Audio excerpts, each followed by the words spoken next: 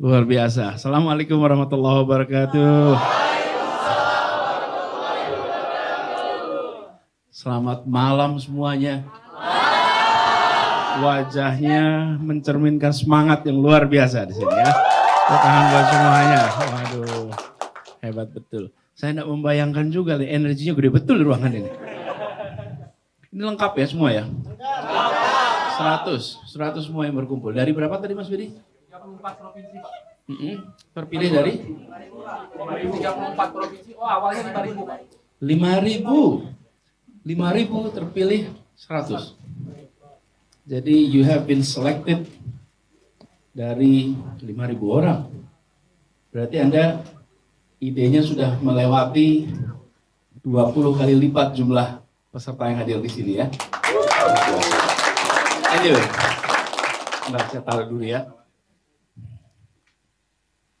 Teman-teman semua, selamat datang di Jakarta. Sudah menikmati Jakarta? Gimana rasanya?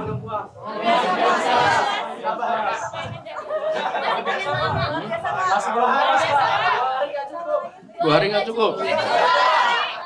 Harusnya berapa hari?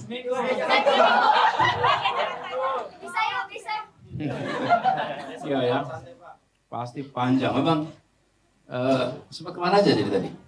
Kemarin.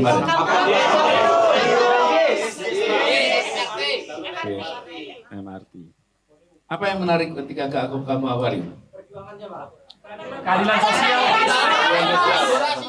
Kegigihan manusia. Apa? Ada gimana keadilannya?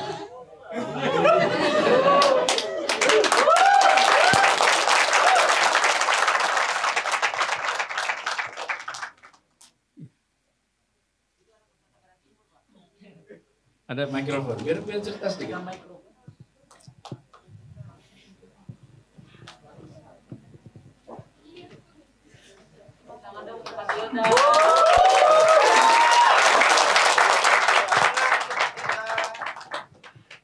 Coba Matilda.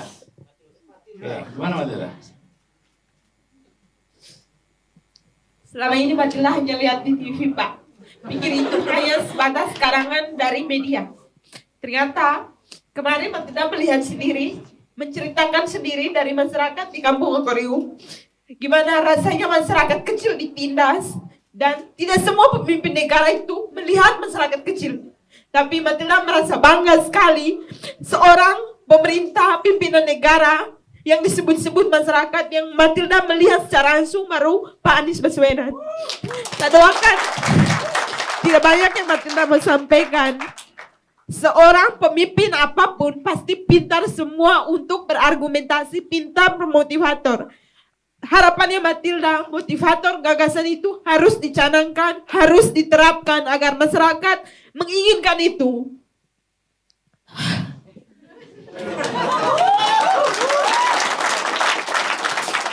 Karena Matilda merasakan sendiri, selama ini hanya lihat di TV. Oh, Jakarta itu ibu kota, pasti masyarakatnya pada bahagia-bahagia kan? Karena pimpinan negara, presiden, pejabat-pejabat tinggi itu semuanya ada di Jakarta. Ternyata masih ada saudara kami yang ada di Jakarta ini masih diintimidasi.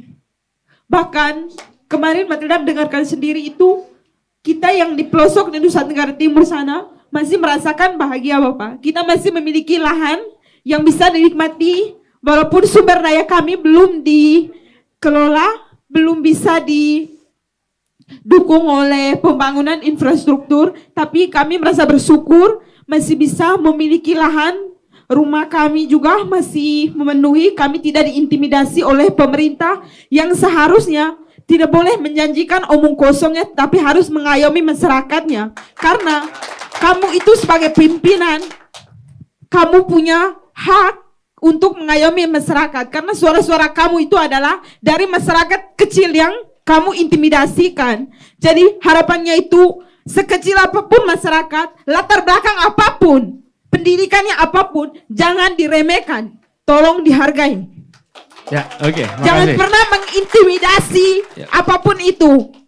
Tolong hargai masyarakat kecil Pak. Karena Matilda merasa sakit hati sekali. Apalagi mereka itu penghuni asli Jakarta kok dibuat seperti itu. Yang sebenarnya harus dihargai Bapak. Terima Ya, kasih. Oke, makasih. Thank you, Mbak Leda. Jadi teman-teman semua, ada yang lihat JIS juga ya kemarin? Nah, gimana pengalaman lihat JIS? Masya Allah, ya satu kata, mau, Masya Allah ya. Alhamdulillah. Dijelasin ya proses pembangunannya segala ya. Nah, teman-teman sekalian, saya ingin sampaikan apresiasi buat semua yang sudah sampai di sini.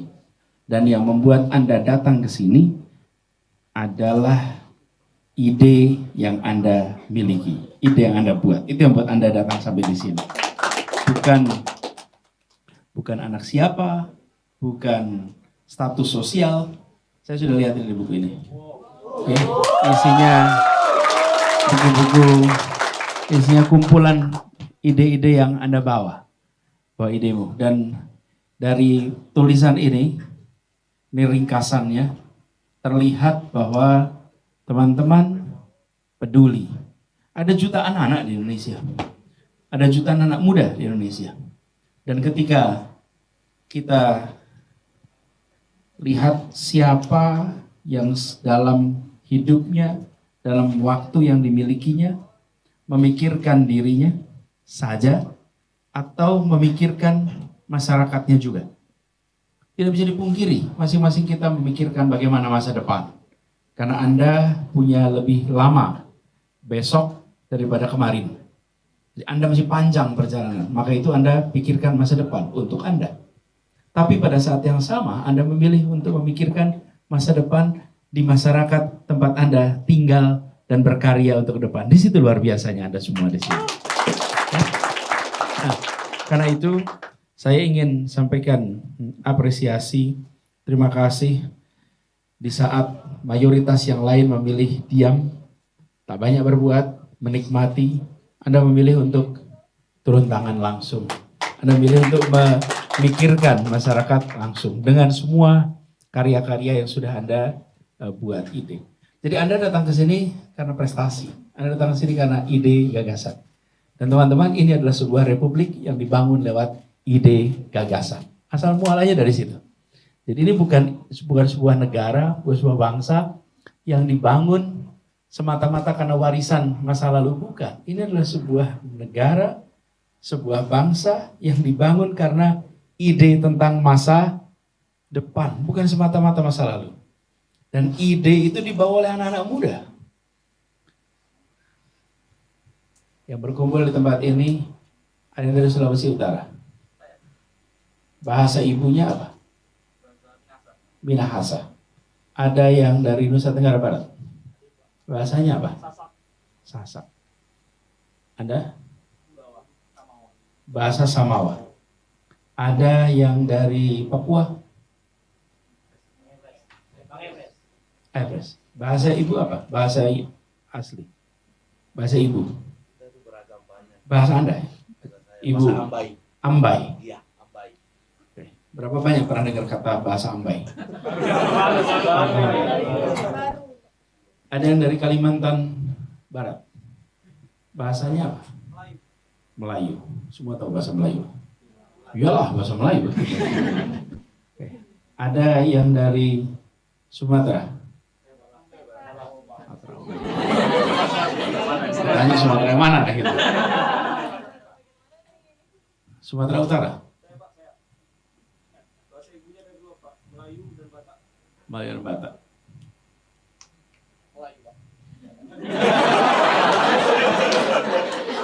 Sumatera Selatan. Ya. Melayu, Pak. Melayu. Melayu. Sumatera Barat. Minang. Teman-teman semua, bayangkan Anda di tahun 1900-an ketemu dengan sebuah wilayah Nusantara dengan bahasa yang bervariasi. Lalu mereka muncul dengan gagasan namanya Sumpah Pemuda. Itu ide, bukan? Ide. Mereka bawa ide, kumpul anak-anak muda itu. Lalu mereka menyepakati 3 hal. Ingat ya kesepakatannya? Sederhana sekali. Apa kesepakatan itu? Tanah air Indonesia, lalu berbangsa, satu bangsa Indonesia. Kemudian ketiga, bahasa persatuan bahasa Itu yang dahsyat tuh bahasa persatuan. Bila mereka tidak memiliki ide itu, bila mereka tidak membawa idenya masa itu untuk memiliki bahasa persatuan bahasa Indonesia, hari ini kita berkumpul dan di ruangan belakang sana ada penterjemah untuk setiap kita. Ya, saya akan bicara bahasa Jawa. Nanti ada bicara bahasa Minang. Ada yang akan bicara pakai bahasa Ambai. Ada pakai Bugis. Sebutlah bahasa Aceh. Semuanya. Apa teman-teman? Yang terjadi? Yang terjadi adalah perasaan kesatuan, perasaan bersama, kesamaan itu tidak hadir. Itu hadir. Dan teman-teman di sini ada di Jawa Tengah enggak? Ada. Bahasanya apa? Ya, di Jawa Tengah apa bahasanya? Jawa. Ada? Bahasa Jawa. Coba Anda perhatikan. Ada? Ya, ngoko. Apa teman-teman sekalian? Yang menarik. Dari sisi jumlah, yang memiliki proporsi pengguna terbanyak adalah bahasa Jawa. Kenapa tidak dipilih bahasa Jawa? Kenapa mereka tidak memaksakan bahasa Jawa sebagai bahasa persatuan? Tidak pernah. Tidak ada yang berkumpul dan memaksakan harus pakai bahasa kami. Harus kami paling menonjol. Harus kami paling terlihat. Harus kami paling mempesona di antara semua. Tidak. Yang terjadi, mana yang paling tepat untuk kepentingan bersama bangsa ini masa depan. Ya. Kita kalau sudah kumpul sama-sama ingin menunjukkan bahwa I am the best. My idea is the best. Kultur yang saya wakili harus paling dominan. Apa yang terjadi? Kompetisinya bukan lagi kompetisi tentang apa yang terbaik untuk masa depan, tapi kompetisi apa yang paling memuaskan untuk saya. Betul tidak? No. Anak-anak muda itu melampaui itu semua. Karena itu kenapa mereka membuat sejarah. Karena mereka mampu berpikir melampaui dirinya dan unsur yang diwakilinya, tapi mereka mampu berpikir atas masa depan yang mereka wakili. Itu anak muda. Dia mewakili masa depan Indonesia. Karena kekuatan anak muda itu di mana? Di masa depan. Kemudaannya itu dan membawa kebaruan. Kebaruan. Anak muda memang belum tahu banyak. Karena itu jangan ditanya pengalaman.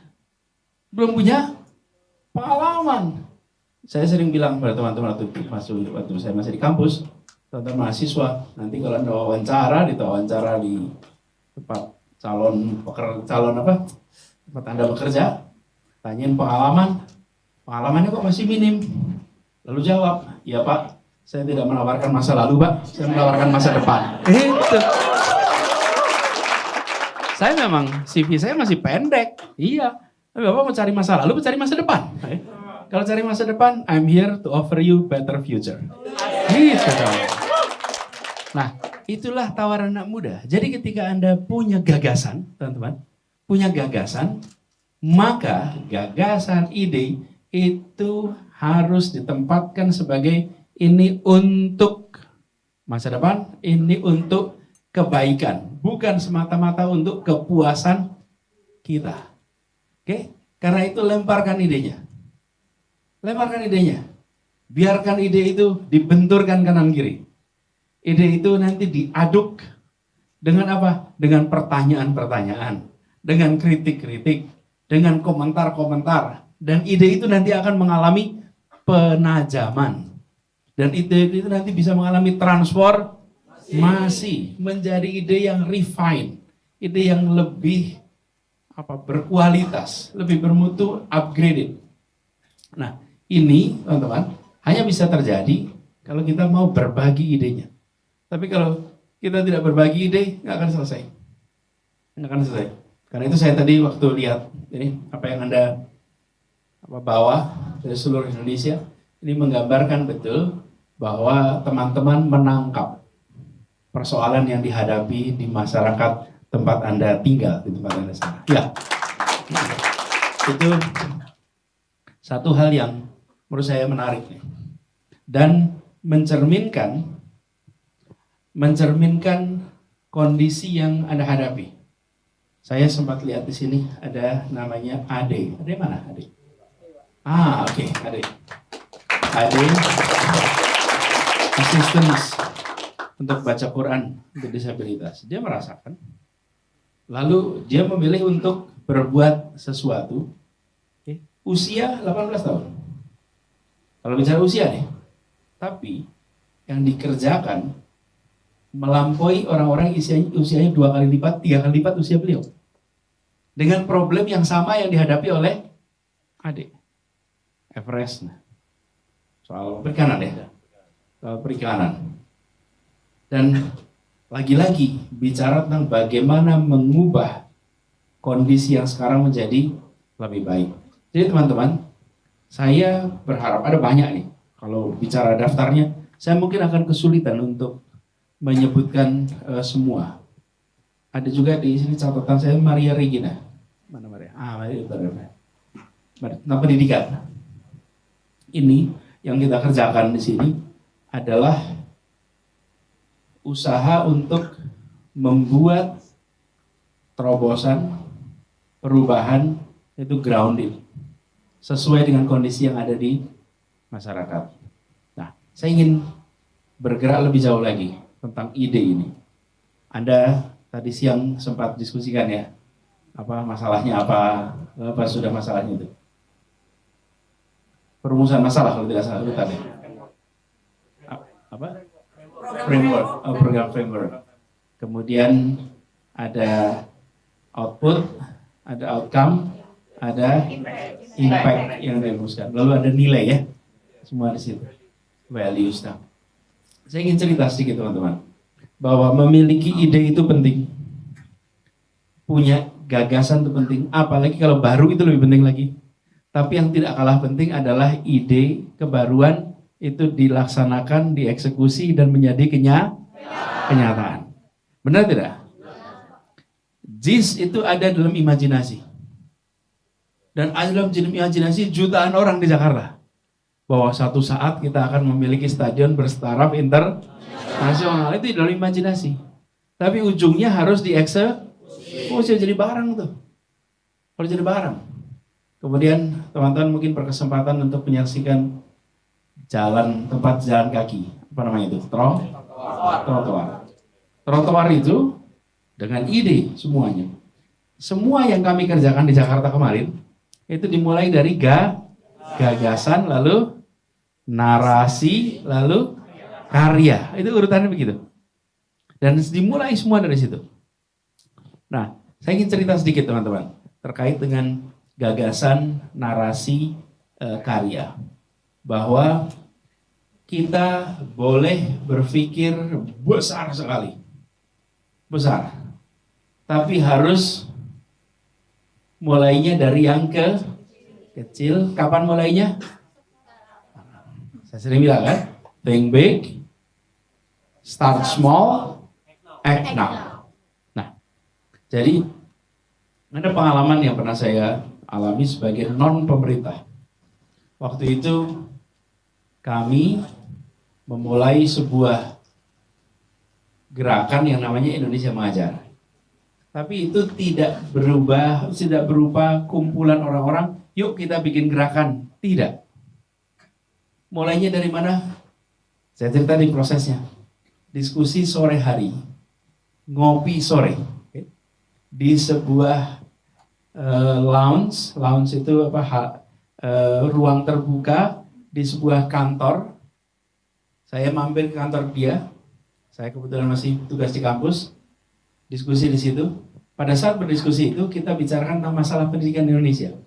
Lalu saya bisa komentari begini, pendidikan itu kata kuncinya ada pada guru, kualitas guru. Kualitas guru baik, insya Allah muridnya akan baik. Nah, tapi masalahnya di daerah yang jauh dari perkotaan, jumlah gurunya kurang, kompetensi gurunya rendah. Jadi kita harus mengirimkan yang terbaik ke tempat yang tidak ada guru. Terus teman saya itu bilang, mana ada yang mau? Mana ada yang mau? Coba, yang kompetensinya tinggi maunya di kota, betul? Betul. Nggak mau di desa, betul ya? Yang di desa, mereka yang tidak lolos di kota. Lah, terus kapan kita bisa maju gitu kan kira-kira? Saya bilang, rasanya enggak tuh. Rasanya enggak. Jadi rasanya akan ada anak-anak banyak yang mau ikut ini, banyak anak-anak muda pasti mau terlibat. Pasti mau terlibat. Terus pertanyaannya, bagaimana mungkin mengajak mereka? Nah, teman-teman, ide itu tidak muncul dari sebuah meditasi. Ide itu muncul dari interaksi. Nggak muncul, merenung, cling, keluar ide. Nggak ada itu. Itu di film adanya. Ide itu muncul dari, jadi ketika saya mendapatkan counter, tidak ada Pak yang mau. Saya pikir, kenapa tidak mau? Mau pasti. Kenapa mau? Banyak orang tidak mau menjadi guru di daerah yang sulit secara geografis, karena dia harus seumur hidup di sana. Kalau tidak seumur hidup, insya Allah mau. Gantian aja. Kenapa gantian? Loh, tujuan kita mendatangkan guru-guru terbaik, bukan guru terbaik selamanya di sana. Gantian aja. Kalau gantian rasanya mau. Terus teman saya tuh, wah, that's a good idea. Oke, dulu kita diskusi. Pulang dari sana, saya mikir terus nih. Diskusi, ini menarik nih kelihatannya. Coba dipikirkan lagi. Pikir lagi, tulis tuh. Sehalaman setengah. Habis diskusi, saya panggil seorang teman. Seorang teman lama, yang sama-sama kuliah waktu itu saya panggil. Ini kita ada ide A, B, C, D, F, G. Kelihatannya gimana ya? Ada juga idea. Oke. Tapi ide ini nggak akan jalan kalau tidak ada yang sponsorin. Oke. Belum bikin proposal. Saya cari seorang teman, pengusaha, yang bekal rezekinya cukup banyak nih. Saya ketemu dia. Saya tanya, mau nggak bantuin untuk bikin sebuah kegiatan ini? Belum ada nama Indonesia Mengajar, belum ada itu semua. Apa, kirim guru ke pelosok? Oke. Apa yang bisa dibantu? Siapin kantor gitu. Kantor, siapin pendanaan. Dia bilang ini menarik nih. Dia masukin dah CSR aja. Siapin. Lalu saya mencari teman-teman, ada 7 orang pertama, saya undang. Terus dijadikan apa? Dia itu dijadikan pegawai di perusahaan tempat teman saya bekerja. Jadi kita belum punya yayasan, belum punya badan hukum itu semua. Teman saya kerja, tujuannya apa? Menulis proposal. Bertujuh di sana, disiapin kantor, disiapin ruangan, dipinjemin alat-alat, terus mereka biayanya ditanggung oleh perusahaan tempat teman saya bekerja. Udah, ide itu dimasak di situ. Apa teman-teman? Undang banyak orang. Untuk apa? Mengkritik ide ini. Semula gagasannya mengirimkan 2 tahun. Setelah diuji, anak-anak muda dengar 2 tahun tuh, enggak. Berat 2 tahun. 1 tahun, oke. Akhirnya muncul dengan ide 1 tahun. Kemudian tepatnya di mana diskusikan panjang lebar. Akhirnya jadi sebuah proposal lengkap dan kemudian dibuka. Dan ketika dibuka, waktu itu kita mengirim 50 orang pertama. Target kita waktu itu dapat 500. Ya kira-kira seperti pendaftaran inilah gitu kira-kira. Okay. Harapannya dapat 500. Yang terjadi adalah pendaftar waktu itu 1.500. Waktu itu 1.500. Dan sesudah pendaftaran, lalu ada yang menarik lagi. Ketika di pendatangan, dari 50 ini, kalau tidak salah hampir 26 itu lulusan dari sebuah universitas, sebuah perguruan tinggi. Kalau untuk guru kira-kira pendidikan perguruan tinggi mana yang paling banyak mau ikut? UPI. Selain UPI mana lagi? UNJ, okay. UNM, UIN. Biasanya alumni masing-masing kan sih. Tahu teman-teman, siapa yang paling banyak? Institut Teknologi Bandung. ITB nih, alumni ITB. Pak Widi ini alumni ITB nih. Bekas ketua presiden mahasiswa di situ teman. Jadi yang paling banyak ITB. Kok bisa malah yang paling banyak itu dari sekolah engineering? Kenapa? Karena kita yakin betul begitu bicara panggilan hati, okay? Bukan soal profesi, berbondong-bondong, dan ketika dites mereka hasilnya paling tinggi, paling baik, paling banyak waktu itu. Berangkatlah itu menghapus persepsi bahwa satu yang mau berada di pelosok adalah mereka yang tidak mampu berada di kota besar. Enggak. Ini orang-orang yang menang di kota besar dan mereka memilih untuk berada di desa-desa kecil yang tanpa listrik di pelosok Indonesia. Jadi teman-teman, ide, ini pada pengalaman kami, ide ini harus dibenturkan. Dan ketika ide itu muncul, maka tuliskan dan siapkan actionnya. Kemudian tuntaskan. Kalau pada waktu itu selesai ngobrol, lalu diskusi, lalu berhenti begitu saja, ya ide itu nggak jadi kenyataan. Dan itu bukan sesuatu yang dirancang, dipikirkan, bikin FGD, tidak. Mengalir, teman-teman. Apa yang kemudian terjadi? Itu muncul 2009, akhirnya dimasak, 2010 mulai pengiriman pertama, dan kemudian seluruh wilayah Indonesia sudah dijangkau. Sekarang ini mungkin sudah lebih dari 1.300-1.400 orang yang sudah berpengalaman berada di pelosok, dan mereka tidak lagi di pelosok, mereka sudah kembali ke provinsi masing-masing. Nah, itu pengalaman saya di luar pemerintahan. Dalam pemerintahan sama.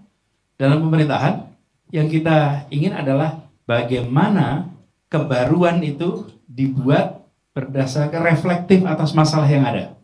Mulainya dengan apa? Dengan bertanya. Teman-teman, saya ketika bertugas di pemerintahan, lebih banyak proporsi pertanyaan daripada instruksi. Pertanyaan yang menghasilkan aksi. Karena pertanyaan itu membuat idenya, gagasannya, itu muncul bersama. Bukan idenya dari atasan, tapi idenya muncul bersama. Misalnya pertanyaan sederhana ini. Pertanyaan. Di Jakarta ini kalau sudah ada musim hujan, kiriman sampah dari luar itu masuk ke dalam kota. Berhenti di namanya Manggarai. Nanti fotonya di mana-mana tuh. Hari itu fotonya, sampah luar biasa. Terus saya tanya, sampahnya dari mana ini? Dari luar, Pak. Masuk lewat Sungai Ciliwung. Kenapa sampahnya sampai di sini? Ya karena masuk ke Sungai Ciliwung. Kenapa tidak diberhentikan sebelum masuk Jakarta? Kenapa ya? Ya ini pertanyaan. Yang ditanya, kenapa ya? Ya sini tanya saja. Selama puluhan tahun dibiarkan berhentinya kenapa tidak diberhentikan sebelum masuk Jakarta? Iya Pak, jadi ya coba dipikir, lalu kemudian apa yang terjadi? Sekarang sedang penuntasan, dibangun saringan sebelum masuk kota Jakarta.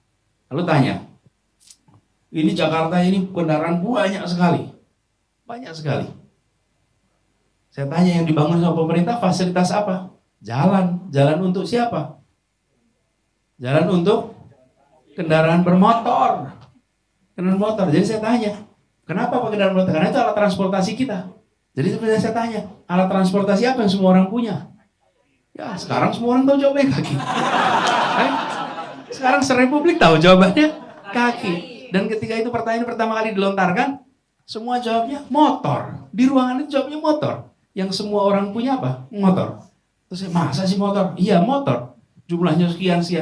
Terus saya jawab, bukan motor, kaki. Seruangan tuh kayak, hah? Kaki. Iya kaki. Kenapa kita tidak bikin fasilitas untuk pejalan kaki? Karena kita selalu berasumsi yang namanya alat transportasi harus pakai roda. Kalau tidak pakai roda bukan alat transportasi. Ini sering diejek oleh orang ini soal kaki ini. Padahal betul, bukan? Yang menggunakan hari ini konsisten cuma masyarakat Baduy. Kemanapun masyarakat Baduy berjalan kaki, digunakan sebagai alat transportasi. Kenapa orang kota malah justru tidak berjalan kaki? Dan kemudian konsekuensinya apa? Berarti kita harus membuat tempat untuk pejalan kaki. Lalu dibangunlah dari mana itu? Dari ide. Ide itu muncul dari pertanyaan. Karena itu mulai dengan pertanyaan. Pertanyaan memunculkan jawaban. Jawaban adalah ide yang baru. Jadi teman-teman semua, mengelola lingkungan kita, mengelola masyarakat kita, seringkali bukan dengan pandangan I know everything. Tapi justru I ask everything. Saya tanya segala hal. Saya tanya segala urusan. Dan pertanyaan itu yang akan membuat perubahan. Lalu apa yang terjadi? Mereka langsung punya pengalaman, punya pengetahuan, punya jaringan, punya sumber daya. itu dimiliki, langsung bisa eksekusi, langsung bisa jalan. Jadi teman-teman semua, saya berharap dari teman-teman ini, Anda bisa meneruskan tentang gagasan untuk membawa ide ini di dalam urusan-urusan yang lebih besar lagi. Bila teman-teman sudah punya gagasan sekarang di usia yang relatif belia, ini paling muda berapa usianya? Anda usia berapa sekarang?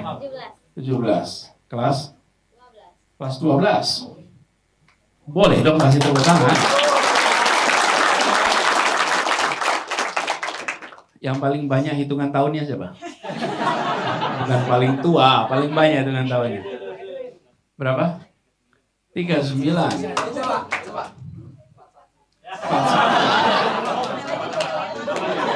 Ini bukan auction. So no need to worry gitu. Iya. Masa? Ayahmu umurnya 41? Oh, oke. Dia 19, bapaknya 41. Ya udah. Nanti temenin jalan-jalan ya nak gitu. Nah. Jadi bersyukur kemarin lebih tua ya.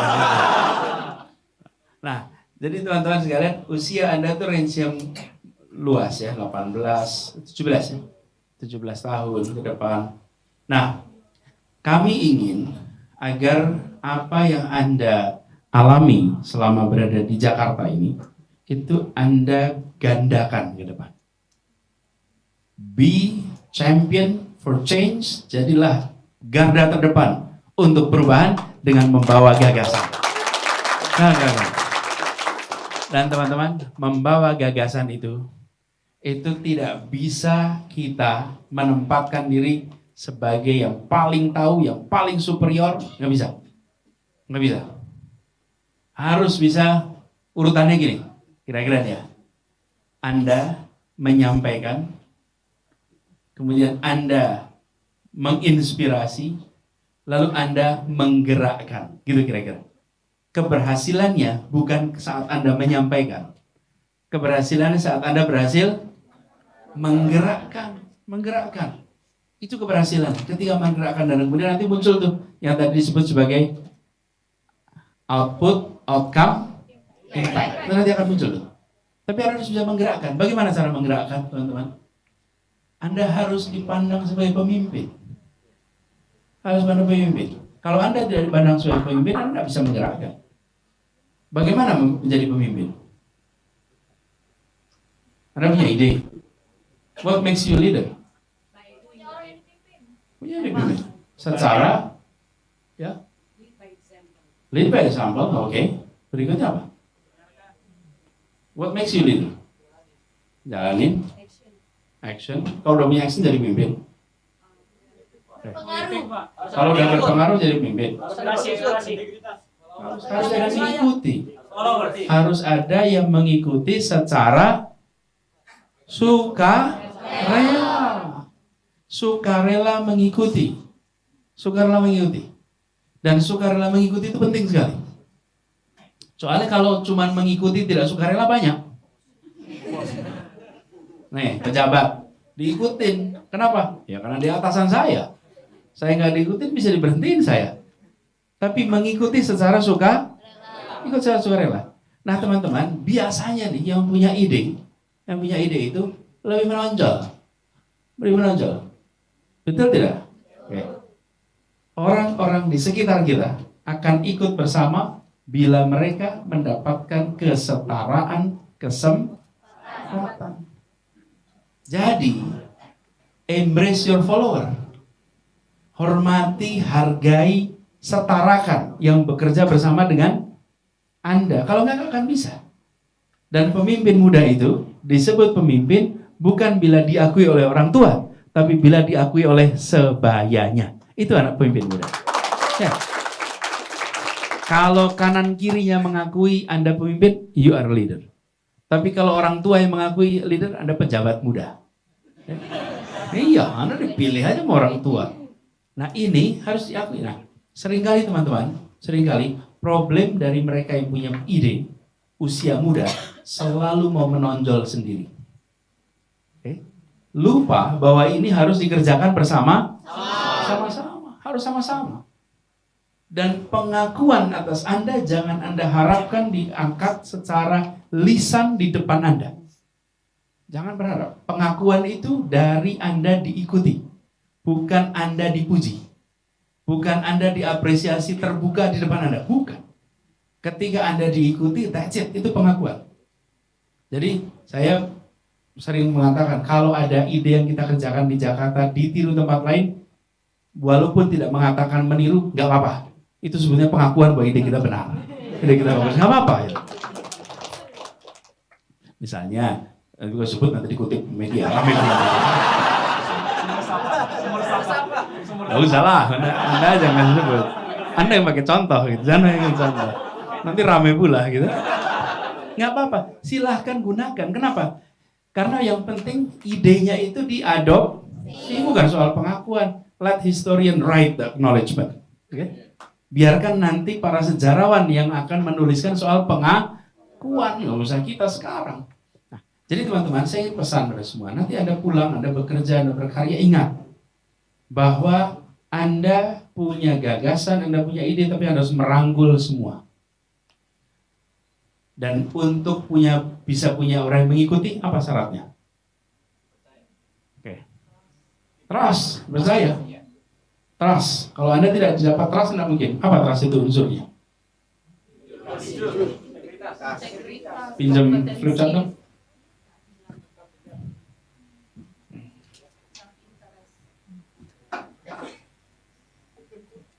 Yang udah pernah baca YouTube-nya saya jangan komentar dulu. Ya, bukan YouTube saya sih, pasti ada yang posting aja saya pernah cerita ini. One thing for sure, there's nothing new on earth. Okay? Semuanya adalah trust. Kelihatan nggak di sana? Nggak. Tengah aja sini. Mundur aja, mundur.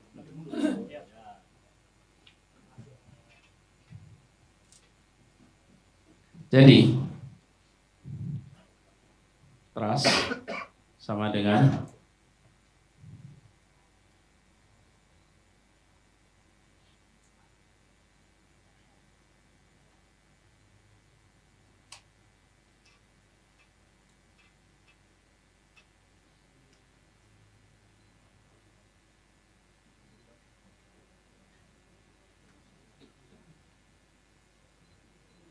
ini boleh diingat-ingat rumus ini. Ini seperti persamaan. T sama dengan C plus I1 plus I2 minus SI. Oke. C ini trust. Maaf, T trust. C apa? Capable. Betul, sekitar itu. Kompetensi. Anda harus punya kompetensi. Kalau orang nggak kompeten, mungkin nggak dipercaya. Nah mungkin. Anda bisa begini. Saya mau pinjam mobilnya. Terus tanya, udah bisa nyetir belum? Belum. Kira-kira dikasih nggak mobilnya? Enggak lah. Kenapa? Ya belum kompeten, bukan? So kompetensi. Yang kedua, I1. Karena I-nya ada 2 nih. Apa? Oke. Apa sih integritas itu? Oke. Jujur, boleh. Apa yang dikatakan sesuai dengan apa yang dikerjakan? Ya, boleh. Ya, jadi bagus itu. Apa jujur yang dikatakan saya kerjakan. Oke. Saya baru saja mencuri, Bu, mahal 500 juta. Saya mengatakan dan saya perbuatkan. Itu integritas. Jadi bukan hanya jujur. Bukan hanya jujur. Jujur saja nggak cukup. Persis. Jujur, benar, tapi memake sesuai dengan nilai. Nilai apa? Nilai moral dan nilai kepentingan publik. Jadi berintegritas itu is not honesty, lain. Kenapa disebutnya integritas coba? Kenapa disebut integrity? Apa sih artinya integrity itu? Apa? Ya integritas ya integriti lah gitu. Terjemahan ya apa itu integriti? Integriti itu seperti jam dinding, Pak Anies. Apa tuh? Dia tetap berputar meskipun tidak dilihat. Jadi jam gitu. Hah? Dia tetap bergerak, bertindak dan berdampak meskipun tidak dilihat. Iya. Ya, tapi itu mengilustrasikan seperti apa kalau orang punya integriti. Tapi apa integriti itu? Utuh, ya. Integriti itu artinya, sering nggak dengar integritas nasional? Artinya apa itu? Keutuhan nasional. Integriti itu artinya utuh. Utuh dari apa? Nilainya, nih. Kemudian pikirannya, actionnya itu inline semua. Karena itu disebut sebagai integriti. Jadi orang berintegritas itu kira-kira begitu. Jadi jangan hanya kalau orang jujur. Tidak, jujur tapi menceritakan pencuriannya bukan berintegritas. Ya, benar yang ketiga. I yang ketiga. Yang kedua, apa nih? I2. Ada yang mau tebak? Intelektual. Oke, menarik. Jadi kalau pintar dipercaya. Iman. Ngukurnya gimana tuh? Apa? I yang kedua. Inspirasi bukan. Inovasi. Bukan. Bukan. Ayo buka kamus saja dan lihat itu apa aja tuh. Ini adalah intimasi. Intimasi itu apa? Kedekatan. Saya jadi percaya sama Anda karena saya dekat sama Anda. Walaupun tak kompeten. Benar nggak? Iya. Oh sorry, Anda nggak kompeten, tapi aku dekat banget. Jadi I trust you gitu loh. Sering nggak itu? Sering nggak kedekatan ini mengalahkan integriti dan kompetensi? Sering. Intimasi, kedekatan. Apa tuh orang malam?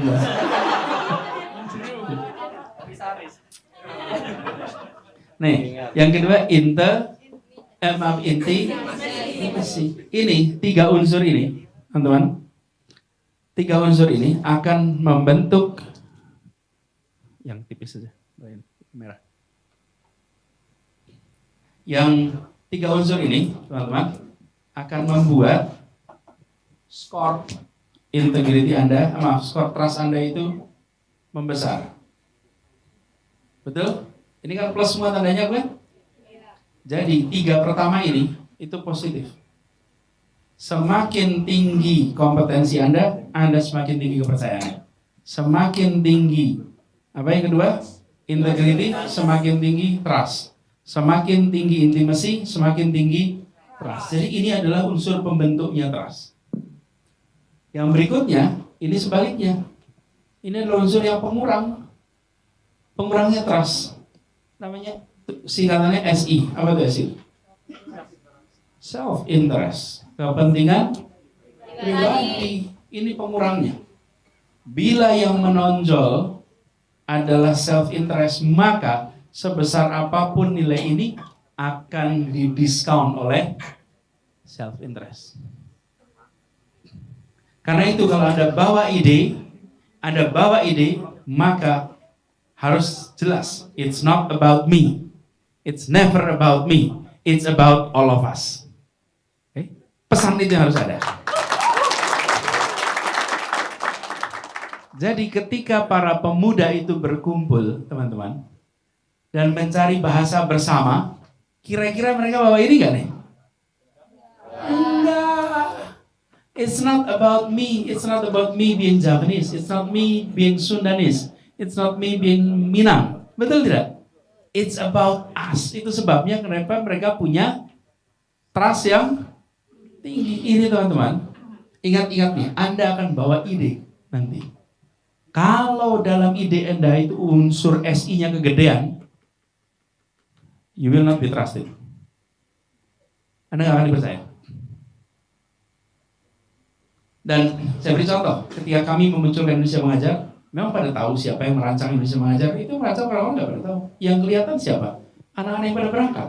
Mereka bikin Indonesia Mengajar? Tidak. Mereka guru-guru yang berangkat.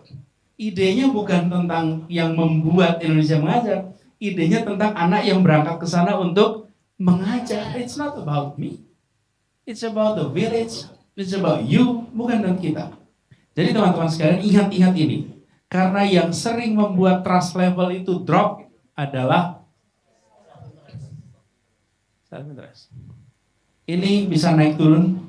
Ini bisa naik turun. Kalau ini nggak akan turun kira-kira. Sekali Anda punya kompetensi, ya kompetensi itu di situ.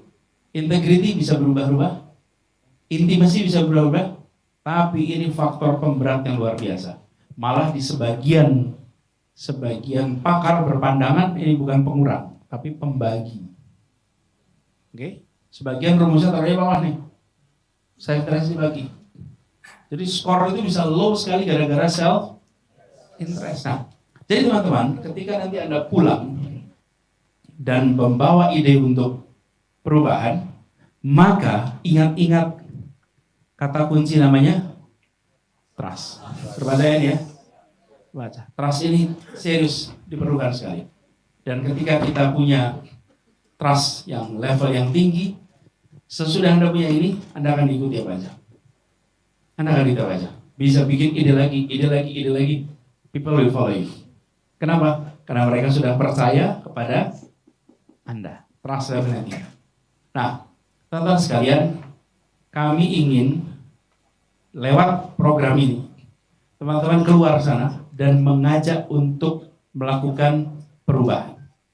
Dengan bawa ide, namanya aja bawa ide, bukan? Ini harus diteruskan. Harus diteruskan, dan kita berharap nantinya di lewat jalur pemerintahan ataupun lewat luar jalur pemerintahan, ide-ide itu bisa membawa perubahan untuk masyarakat. Itu yang kita inginkan. Jadi tugas berikutnya itu membuat ini menjadi karya nyata. Jangan berhenti pada ide dan gagasan. Ide harus mengubah dunia, tapi tidak otomatis dia bekerja mengubah dunia. Dia perlu orang untuk melaksanakan itu. Teman-teman sekalian, itu yang bisa saya sampaikan sebagai pemantik di sini. Kalau ada yang mau komentar, ada itu boleh. Silakan. Wih, luar biasa semangat. Maluku Utara.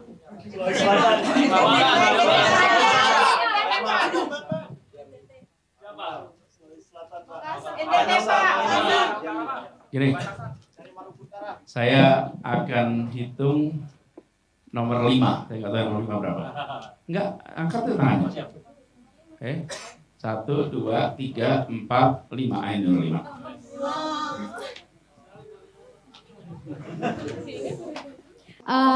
Perkenalkan Bapak, nama saya Zamzam Khalila dari Aceh. Ya. Baik, sebelumnya terima kasih Bapak telah mengumpulkan kami dari 100 pemuda se-Indonesia untuk berkumpul di sini.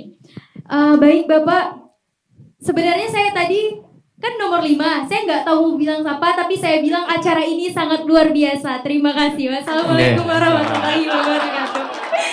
Karena excited banget Pak, jadi ketika nomor 5, Masya Allah saya gitu. Oke. Terima kasih Bapak. Oke, good. Makasih. Oke. 5 lagi ya, ini urutannya 1, 2, 3, 4, 5. Oke, bawa ke belakang. Yang 39 tahun tuh. Baik, akhirnya saya ketemu dengan calon presiden kita. Amin. Pak Anies, saya 2024 mungkin insya Allah jika diamanahkan akan maju. Pertanyaannya, apakah kita yang punya ide itu wajib berada di jalur kekuasaan atau politik? Karena ini penting Pak, karena selama ini meskipun kami tidak di politik, dalam tanda kutip di pemerintahan, tapi kami juga punya efektivitas Pak. Bahkan, mohon maaf contoh saja, Raperda saja itu saya mengusulkan melalui fraksi, kebetulan saya di sebuah partai. Nah tadi Bapak menyampaikan bahwa perlukah, dan pertanyaannya perlukah kita berada di jalur itu Pak? Dan apakah politik menjadi jalan untuk kita betul-betul bisa membawa ide itu menjadi perubahan untuk rakyat kita? Makasih. Assalamualaikum warahmatullahi wabarakatuh. Mau dong Pak. Udah, tadi udah bisa ya, udah.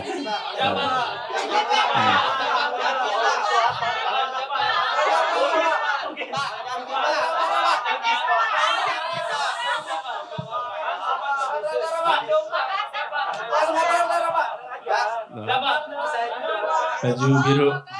Ya, Anda. Bang Ramli, Utara, dudukkan. Pantun dulu.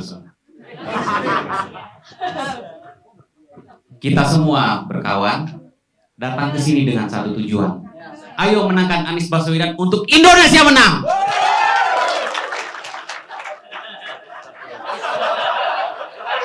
Baik, terima kasih banyak Bapak. Ini merupakan pertemuan kedua. Pada tahun 2017 saya mengikuti kelas Bapak di Forum Indonesia Muda, saya angkatan 19. Wow. Terima kasih banyak. Saya Ramli dari Nunukan, perbatasan dari Nunukan, Provinsi Kalimantan Utara yang berbatasan dengan Indonesia dan Malaysia. Yeah. Sebelum ini lebih menyuarakan aspirasi Bapak ya. Sebelum kemerdekaan sampai hari ini di perbatasan khususnya di Nunukan, Kalimantan Utara dan sekitarnya belum terperhatikan dan belum tersentuh sama sekali. Walaupun infrastruktur itu sudah terbangun, yang kita inginkan di perbatasan adalah bagaimana kami sebagai SDM yang dibangun, bukan infrastruktur sebenarnya. Karena banyak potensi-potensi yang bisa dilakukan di sana. Ya. Nah, pada akhirnya sempat saya membawakan video bahwa Indonesia di dadaku, Malaysia di perutku.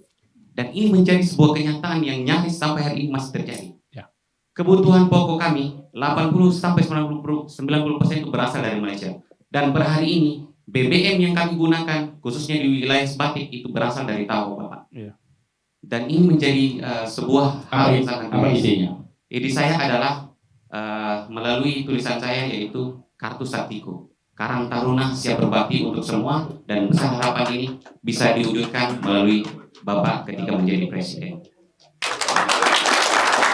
Dan harapan terakhir, kami berharap Bapak jalan-jalan ke Kalimantan Utara, dan kami sangat berharap karena belum masuk agenda nih Bapak. Ya.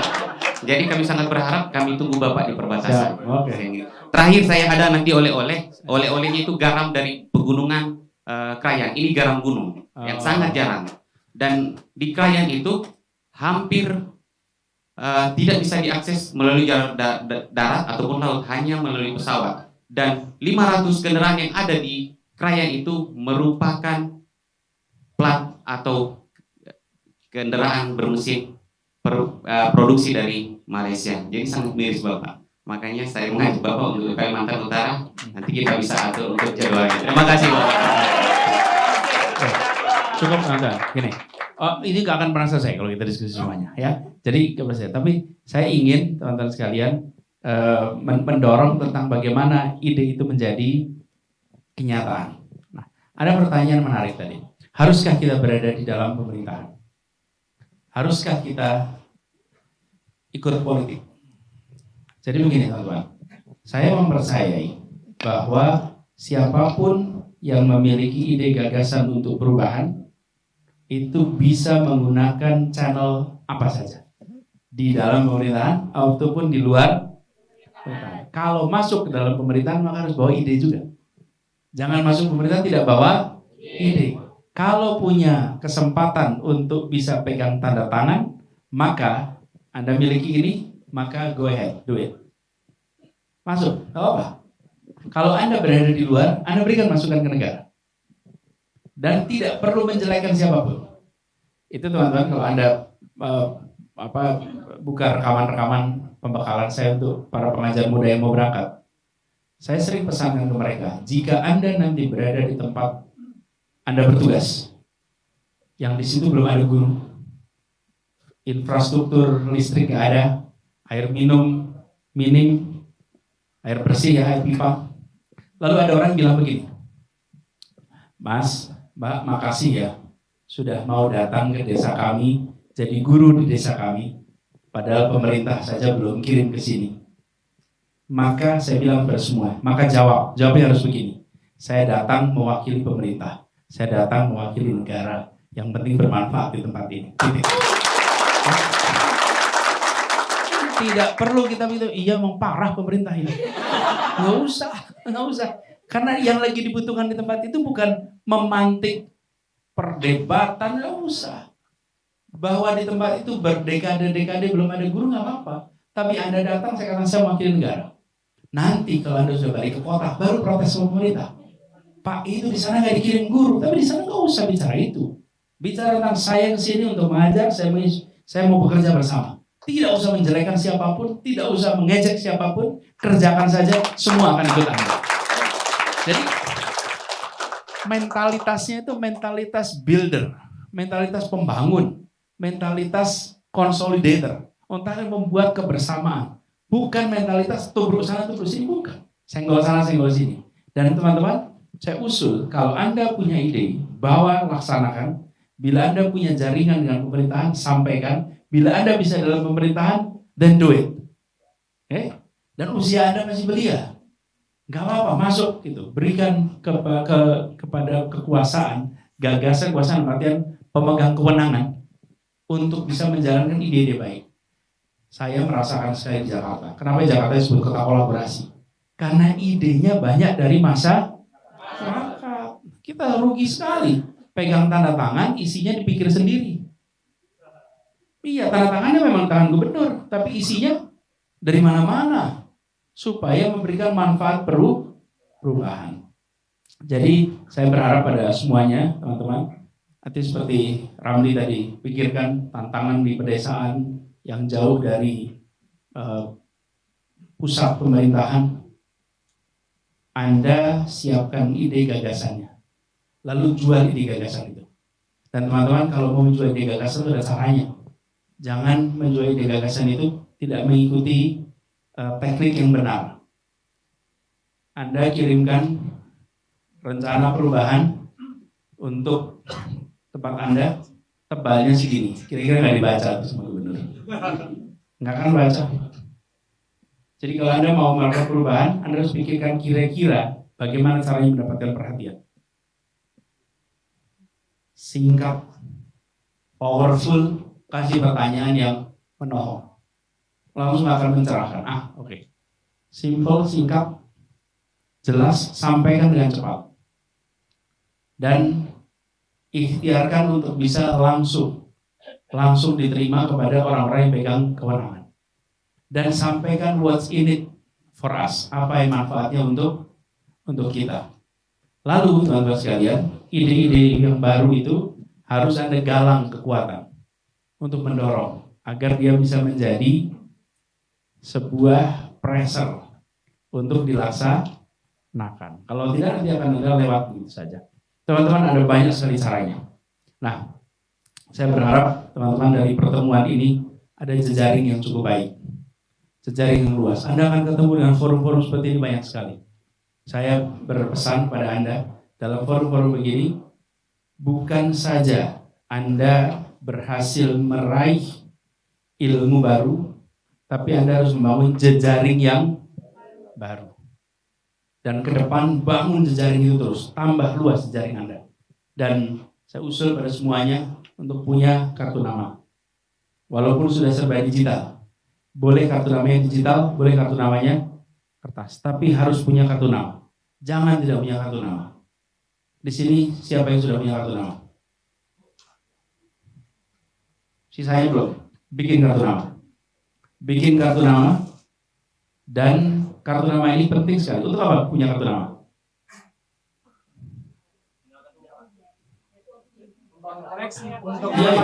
Ya memang buat koneksi. Tapi kenapa kok pakainya kartu nama? Profesional. Untuk mendapatkan kartu nama balik. Exactly.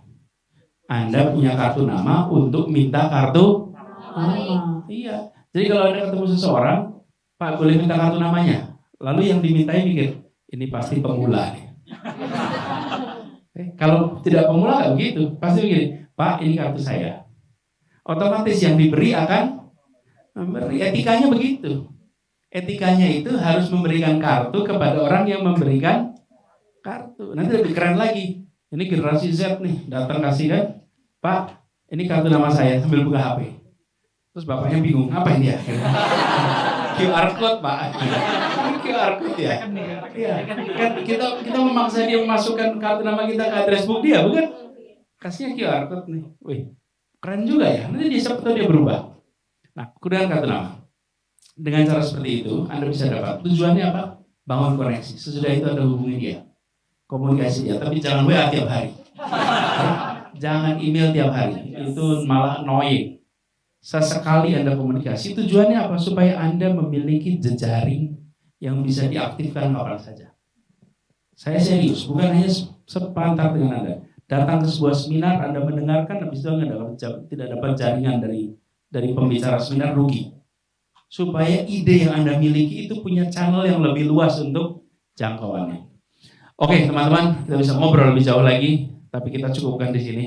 Insya Allah ini jadi awalan bagi kerja bersama kita ke depan. Ya.